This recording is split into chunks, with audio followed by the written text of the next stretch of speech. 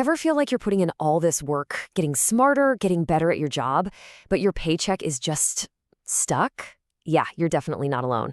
So let's get into it. We're going to try and solve what's basically one of the biggest economic mysteries out there.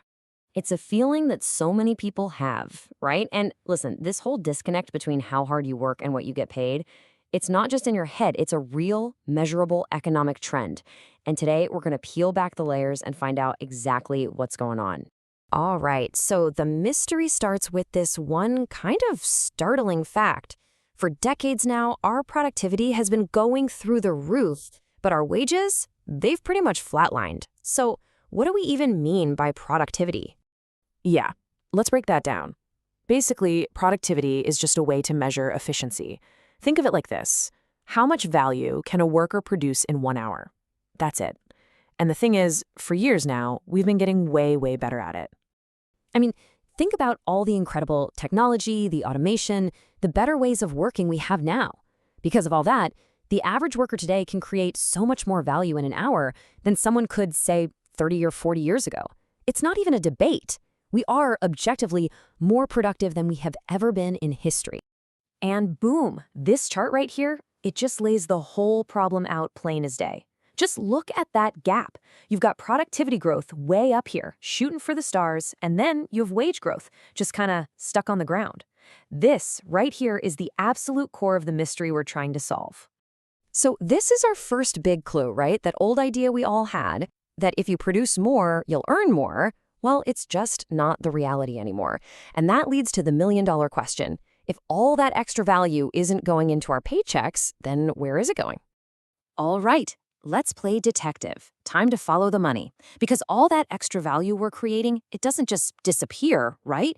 It has to be going somewhere. Let's see where the trail leads. Whoa. Okay, this chart tells you pretty much everything you need to know.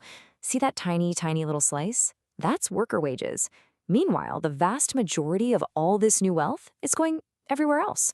So let's take a closer look at those big slices, shall we? First up, profits. A massive chunk of that extra value is going straight into company profits. I mean, businesses are making way more money per employee than they ever did before, which is great for their bottom line. And then you've got executive compensation. This is another huge one. The pay packages for CEOs and other top execs have just exploded, capturing a massive share of all those productivity gains. And of course, can't forget the shareholders. All those bigger profits, they usually mean higher stock prices and bigger dividend checks, which is awesome if you own a piece of the company. So this brings us to a really important point. It's not that we aren't creating wealth. We are. The whole economic pie is getting bigger. The real issue is how we're slicing it. That has completely changed, and workers are ending up with a much smaller piece than they used to, which really gets us to the next part of the mystery. What actually decides how much you get paid? Okay. Get ready, because this is where we really blow the case wide open.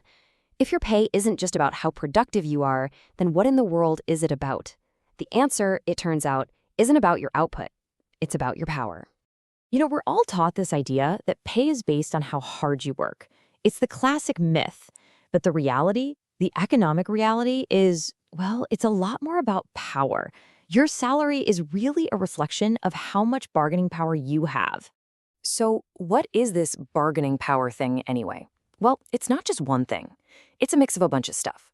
Like, do you have other good job offers you could take? How strong are unions in your industry? What are the labor laws like? And how much of a big fish is your employer in the pond?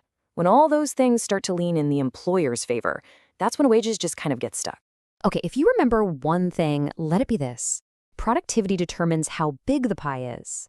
But it's power that decides who gets which slice. And there's been this huge force that's been tipping that balance of power for decades now. And that big force is technology. Now, wait a second. Didn't we just say technology makes us more productive, and that's a good thing? Well, yes, but it's got this other side to it, a side effect we don't talk about as much.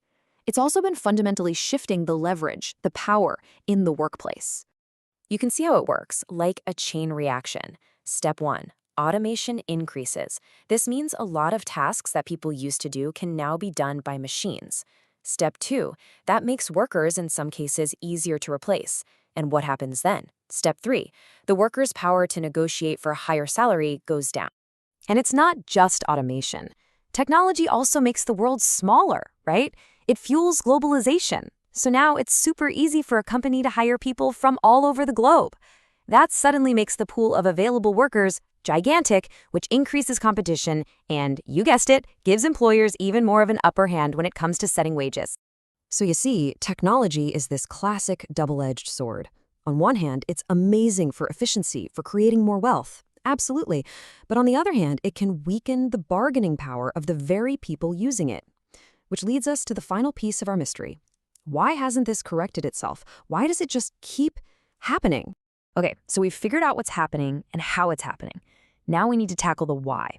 And the answer is, this isn't some random accident. Our whole economic system is basically built to keep this whole cycle going. I mean, just look at the basic incentives. What's a company's #1 job?